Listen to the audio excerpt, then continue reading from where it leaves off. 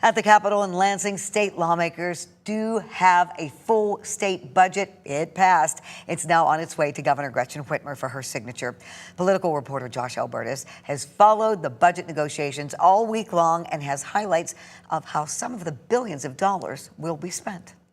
We finally have a full state budget from the legislature. Governor Gretchen Whitmer is highly expected to soon sign that into law. A lot of compromise, it seems, here. So let's look into some of the key areas. When it comes to education funding, what many districts and families had been waiting to see was whether the state would continue to designate dollars for its universal school meals program. The Democratic-controlled Senate's plan and the governor's plan had called for continuing that, while the Republican-led House's plan had called for generalizing the dollars, letting schools use the money for meals if they saw fit or using it elsewhere if they didn't.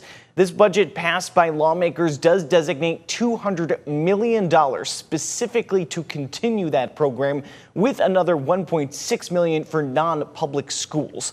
Another big part of the deal was what to do about funding for roads. Many leaders saying, yes, we'd like to get a roads funding plan in place, but how they wanted to do it was a bit different. In the version of the deal they passed, it would include several key parts of Republicans' original road funding plan from earlier this year.